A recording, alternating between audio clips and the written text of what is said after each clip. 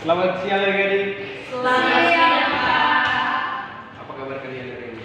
Baik. Oke, sebelum kita mulai pelajaran kita hari ini atau mata kuliah kita, Pak mau mengucapkan selamat Hari Kartini untuk kalian semua. Iya, Hari Kartini. Jadi kalian tidak boleh lupa ya dengan yang namanya pejuang kita yang namanya Kartini. Kartini itu bukan cuma sekedar nama jalan atau mungkin lagu lirik di lagu wajib dulu yang biasa kalian nyanyi waktu di sekolah. Tapi Kartini ini identik dengan perjuangannya, di mana dengan buah dari hasil perjuangannya kalian semua bisa belajar untuk menimba ilmu di sekolah sebagai kaum perempuan. Mungkin dulu itu sulit, tapi karena perjuangan Kartini sekarang kalian bisa berada.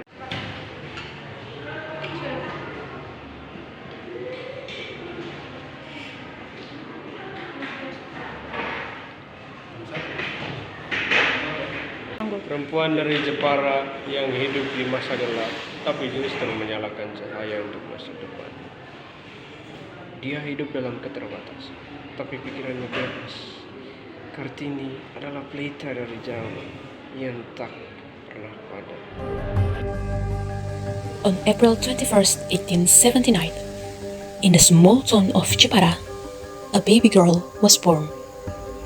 A girl who would one day ignite a light for her nation.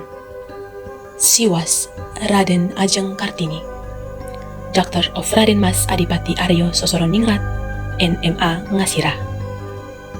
Born into a noble Japanese family, Kartini grew up in an environment of honor, but one bound tightly by customs and traditions. From a young age, Kartini dreamed of living freely, choosing her own path, just as a man did in her time. Blessed by her noble status, she had the rare chance to attend the European Leisure Schools, or ELS. There, she learned Dutch and Western knowledge, opening her mind to the winter world and new ideas. Siti, bisa tidak ya kita belajar seperti laki-laki? Aku ingin belajar lebih banyak dari buku ini. Tidak bisa, Kartini. Kita perempuan diajarkan untuk dapur saja. Kita tidak bisa jadi laki-laki. Tapi aku tidak ingin berada di dapur, Siti. But bitter reality soon struck. At the age of 12, Kartini was forced to leave the school she loved. According to Japanese tradition, she was secluded at home, waiting for an arranged marriage, while the doors to the world she longed to explore were firmly closed. But Kartini did not surrender. To confine her spirit remain free, she continued learning on her own, reading books, magazines, and exchanged letters with her friends in Netherlands. Through her words, she built bridge between East and West, between darkness and light.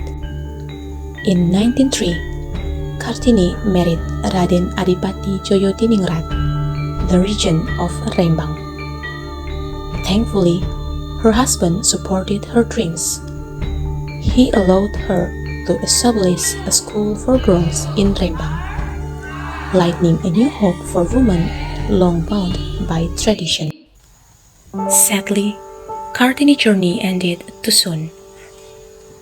On September 17, 1904, at the young age of 25, she passed away just days after giving birth to her first child. But her spirit never died.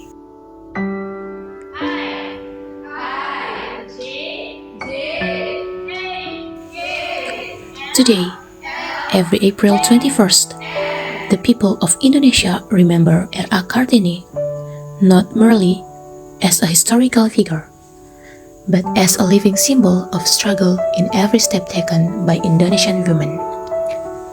Thanks to Kartini, the doors of education once tightly shut against women now stand wide open. Indonesian women today can pursue higher education, become leader, doctor, teachers, engineers, profession that were once only distant dreams.